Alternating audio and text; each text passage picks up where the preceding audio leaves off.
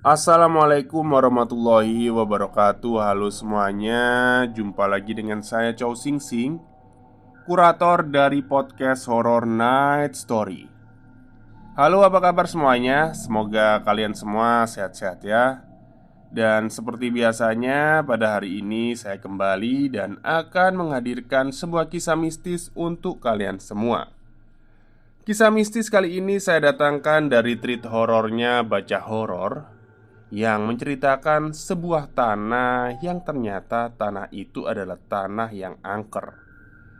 Oke, daripada kita berlama-lama, mari kita simak ceritanya.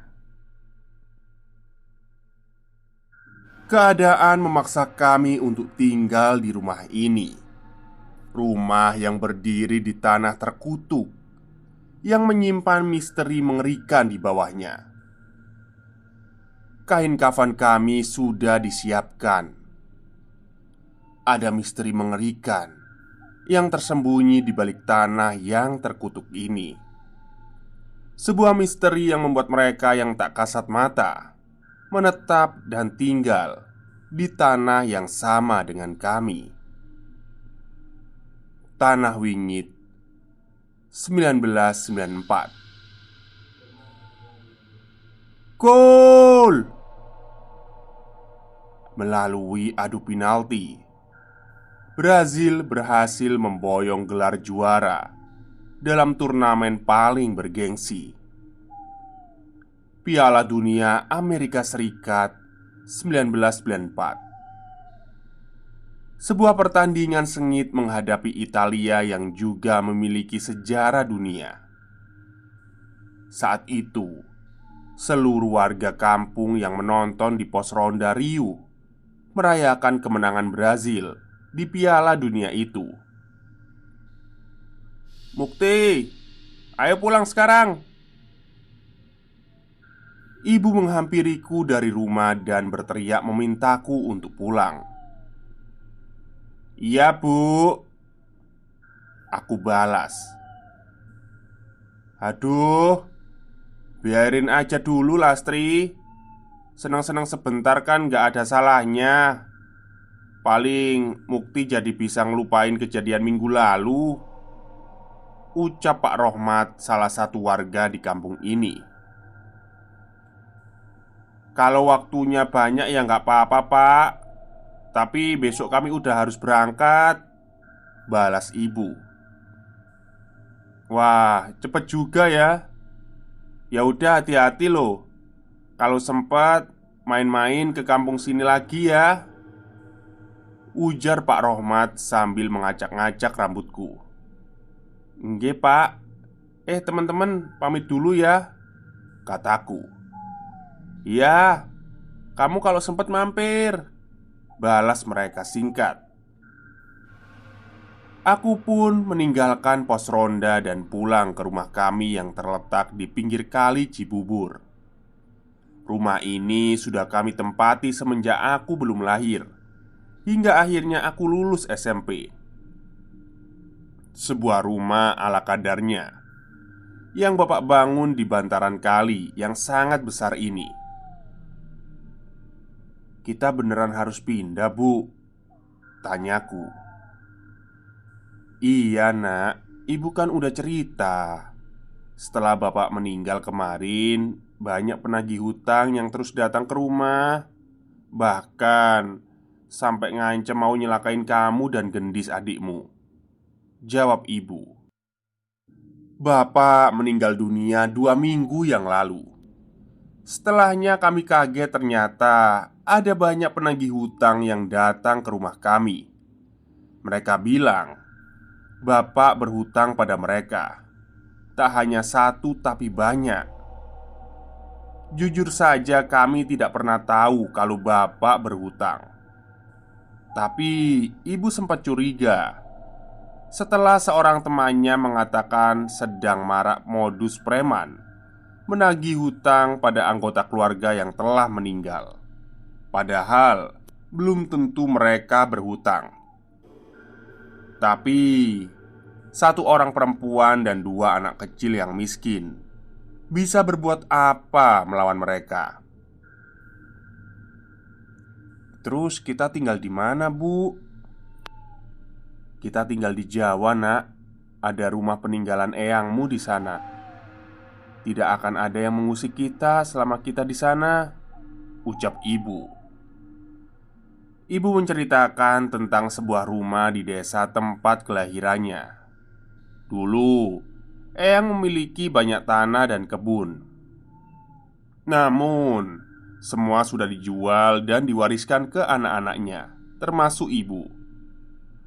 Tapi ada satu rumah yang tidak pernah laku dijual.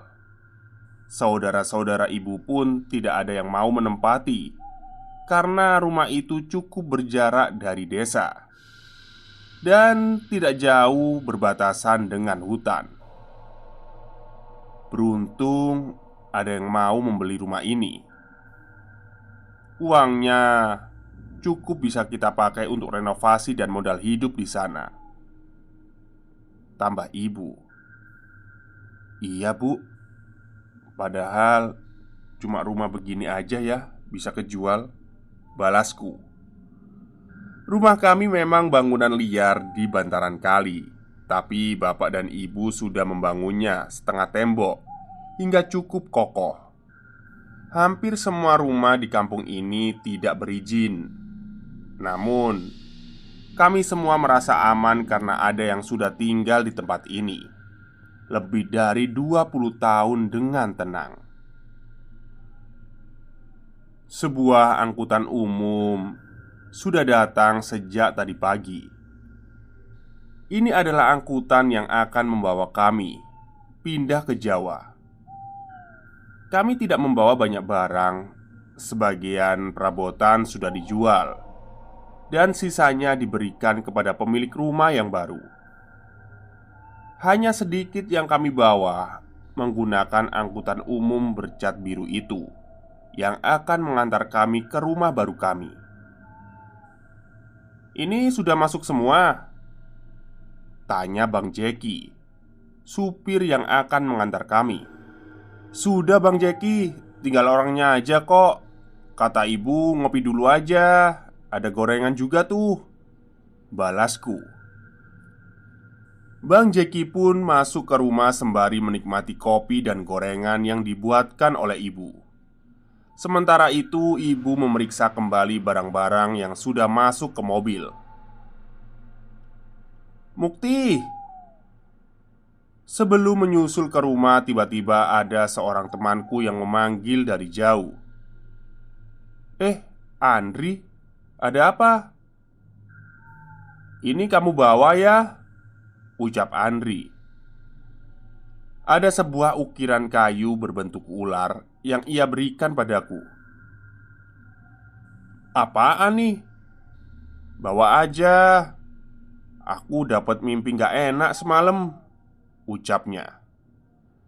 Andri menceritakan bahwa ia melihat aku dan keluargaku diincar oleh sesuatu yang jahat.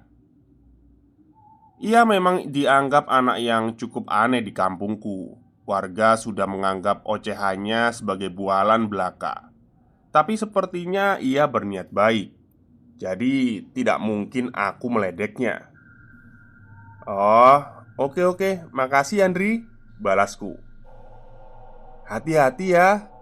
Sama jagain adikmu si gendis," ucapnya sembari berlari meninggalkanku. Aku menerima benda itu dan menyimpannya di dalam tas pakaianku. "Bu, ini masih jauh ya?" tanya gendis yang sudah merasa tidak nyaman di perjalanan. "Waduh, ini masih setengah perjalanan lagi, Nak. Tidur aja lagi," jawab ibuku. Ini memang pertama kalinya gendis melalui perjalanan sejauh ini. Sebenarnya aku khawatir akan sekolahnya di desa. Seharusnya sebentar lagi ia sudah masuk SD. Tapi aku hanya bisa percaya pada pertimbangan ibuku. Menjelang maghrib, kami pun sampai di rumah yang akan kami tinggali. Sebuah rumah yang cukup berjarak dari rumah lain di desa. Rumahnya cukup besar. Semua dindingnya terbuat dari kayu yang sepertinya sudah sangat berumur. Ada sebuah pohon besar di depan rumah. Namun pohon itu sudah kering dan tidak lagi berdaun. Saat mobil Bang Jaki terparkir di depan rumah, ada seseorang yang segera menghampiri kami. Seorang pria kurus yang lebih sedikit tua dari ibu. Pak Ngadimin?" sambut ibu. Lastri, gimana perjalanannya?" "Lumayan pak, pas lagi panas-panasnya," jawab ibu. "Rumahnya sudah saya bersihkan, tapi ya seadanya. Lebih baik malam ini istirahat di rumah saya aja ya. Besok baru beres-beres," ucap Pak Ngadimin. "Halah pak, saya ini sudah ngerepotin minta dibersihkan malah ngerepotin nginep lagi," balas ibu. Ibu menolak untuk mampir ke rumah Pak Ngadimin dan memilih untuk terus menurunkan barang-barang di mobil. Bang Jaki dan Pak Ngadimin pun membantu. Sementara ibu menyalakan lampu teplok yang sudah tersedia di tembok rumah. "Di sini belum ada listrik, Bu," tanyaku. "Udah, tapi masih harus lapor PLN dulu biar dipasang. Paling ya seminggu sudah nyala." Bang Jaki yang sedari tadi menurunkan barang terlihat cukup aneh. Sesekali ia berhenti melangkah dan menelan ludah. Bang Jaki, nginep aja dulu di sini. Paginya baru pulang.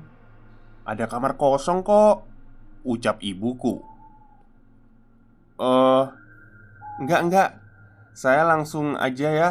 Habis ini mau mampir dulu," ucapnya dengan tergagap canggung. Ia terlihat begitu waspada dengan rumah ini. Mbak Lastri bener yakin mau tinggal di sini?" tanya Bang Jaki lagi. "Iyalah mas, sekarang cuma rumah ini yang bisa kami tinggali," balas ibuku. Setelah membantu kami, Bang Jaki segera pamit. Padahal hari sudah larut malam. Pak Ngadimin pun mengantarkan makanan kecil untuk kami dan minuman panas. Merasa cukup lelah, aku pun duduk di tikar yang sudah digelar oleh ibu. Rumah kayu dengan lampu remang-remang merupakan pemandangan yang cukup asing bagiku.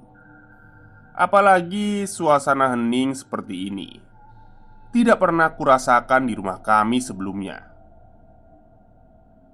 Tok, tok, tok. Ada suara ketukan dari luar. Setahuku rumah kami ini cukup jauh dari warga lain. Aku malas untuk mencari tahu dan memilih untuk tetap bersantai di tikar. Tapi suara itu mendekat ke jendela. Aku menoleh ke jendela. Sekelebat terlihat seorang nenek melintas di depan jendela rumah kami. Nenek itu berambut putih terurai, berantakan, dengan kebaya putih yang lusuh. Dia tertawa dengan mulutnya yang memerah. Sontak bulu kuduku berdiri, tubuhku merinding. Aku tidak berani berjalan keluar jendela untuk memastikan, dan aku lebih memilih untuk menghampiri ibuku.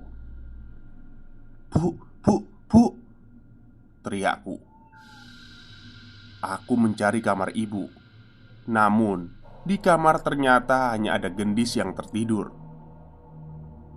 "Kenapa, Mukti?" teriak ibu yang suaranya terdengar dari dapur.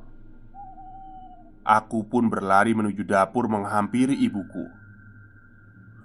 "Bu, ada nenek-nenek bu, serem, di luar jendela," ucapku. Nenek-nenek, malam-malam gini. Ah, jangan ngarang kamu. Kalau capek, tidur duluan aja. Balas ibuku yang sedang membersihkan kompor tungku yang mungkin akan ia gunakan untuk masak besok hari. Iya, Mas Mukti tidur aja duluan, nanti Gendis nyusul. Tambah Gendis yang tengah meminum susu yang sepertinya baru saja dibuatkan oleh ibu. Tunggu dulu. Gendis, kamu di sini? Tanyaku bingung. Tidak mungkin aku salah. Tadi aku melihat dengan jelas bahwa adikku Gendis tertidur di kamar. Iya, dia mau minum susu dulu, terus habis ini mau tidur. Aku menelan ludah sembari menoleh ke kamar tempat aku melihat Gendis tertidur tadi. Aku bantuin ibu aja deh di sini. Ucapku yang sedikit ragu untuk kembali ke ruang depan lagi, apalagi kamar. Karena kamar yang lain masih berantakan. Malam itu kami tidur dalam satu kamar. Tapi walaupun lelah, malam itu aku sulit untuk tertidur dan memejamkan mata ketika mengingat kejadian tadi. Memang aneh, tapi aku masih menganggap kejadian semalam sebagai perkenalan dari penunggu rumah. Ya, itu adalah kata-kata klasik yang biasa diucapkan bila kita melihat hal-hal aneh di tempat baru. Sayangnya, lambat laun aku mulai mendengar desas-desus tentang rumah yang kutinggali ini. "Kamu kok berani tinggal di rumah itu?" kata temanku Wisnu yang baru ku kenal beberapa hari ini. "Emangnya kenapa? Angker ya?" tanyaku. Wisnu terlihat ragu ingin mengatakan sesuatu padaku. Ini tak ceritain ya, biar kamu hati-hati. Tapi jangan bilang kalau aku yang cerita," balas Wisnu. Aku semakin penasaran dong. Memangnya ada apa di rumah itu?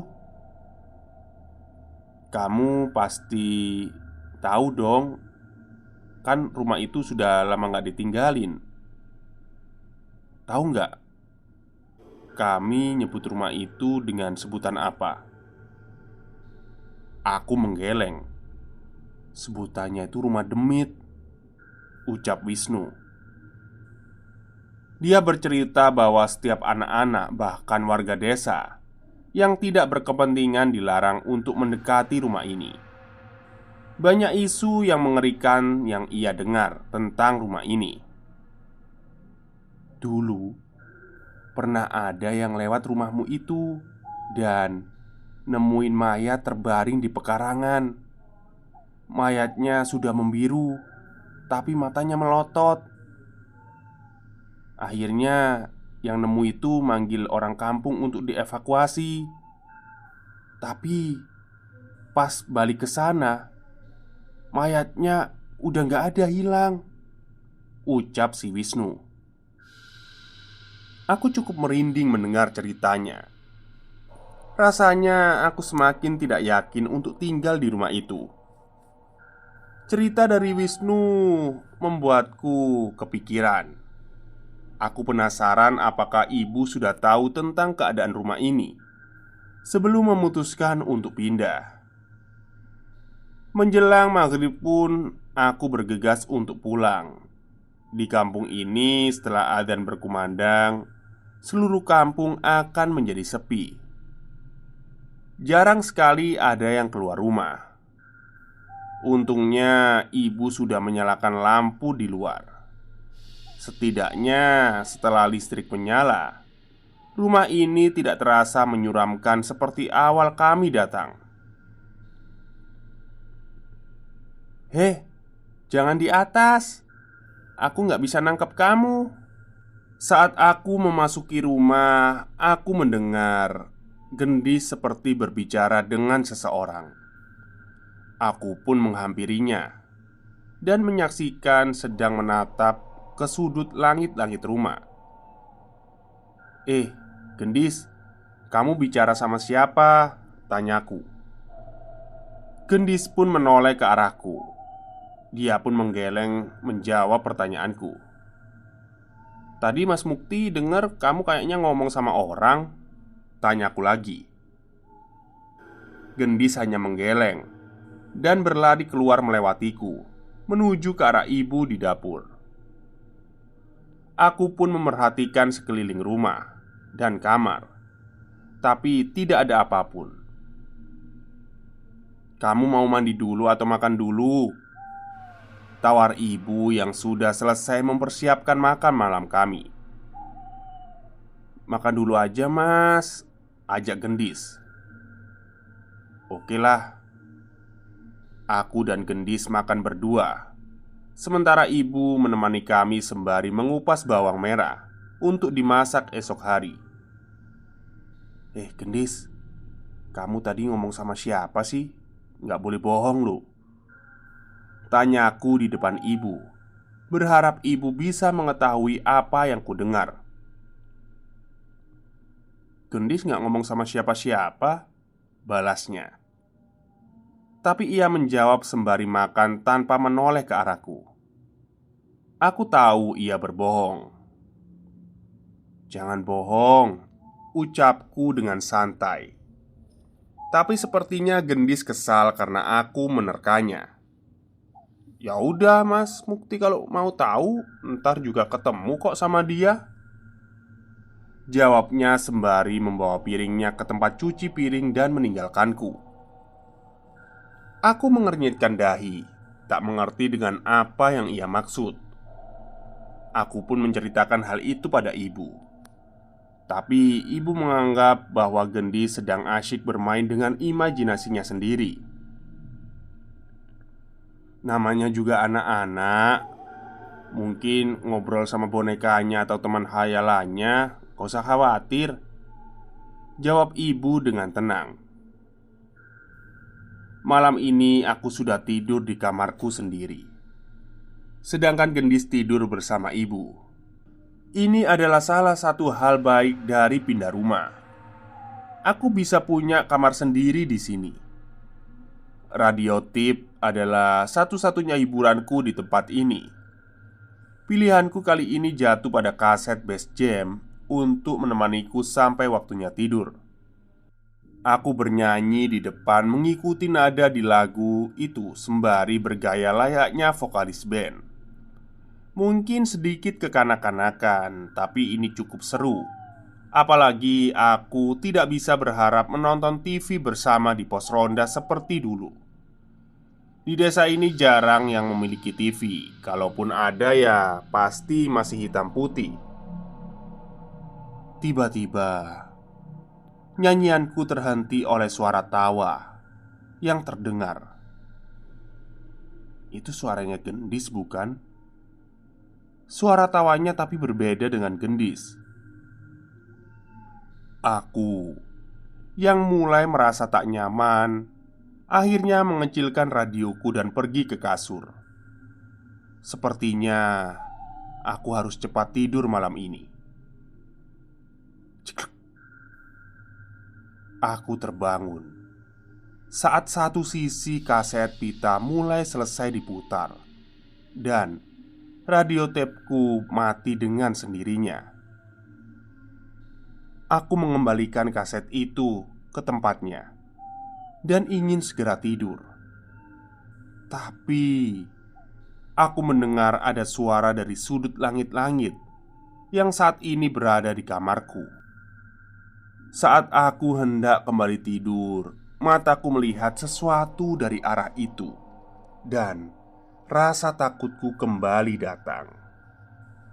Benar saja, di sudut itu terlihat seorang anak laki-laki berwajah pucat memandangiku dengan terbalik.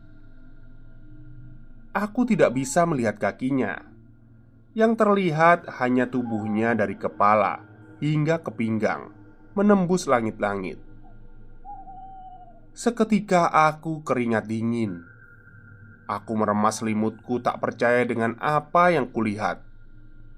Dan saat makhluk itu menyadari aku sedang memandangnya, ia tersenyum dan memamerkan gigi-giginya yang hitam. "Ibu, bu!" teriakku kala itu.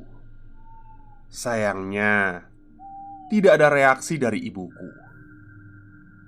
Dengan kaki lemas, aku keluar dan pindah ke kamar ibu untuk membangunkannya. "Bu, ada setan, Bu. Ada setan di rumah ini, Bu." "Setan, jangan ngawur kamu," bantah ibuku yang sedikit kesal karena kubangunkan. Aku pun menarik ibuku ke kamar dan menunjukkan ke arah langit-langit kamar. Tapi ternyata sosok itu sudah tidak ada. Aku berusaha meyakinkan ibuku, tapi ia malah menganggapku hanya mimpi buruk. Aku tidak mau mengambil resiko dan memilih untuk tidur ke kamar ibu bersama dengan gendis lagi. Oke, mungkin cukup di sini dulu ya untuk cerita Tanah Wingit yang dituliskan oleh Baca Horor. Karena memang panjang sekali, saya tidak tahu, mungkin menjadi 3 atau 4 bab nantinya.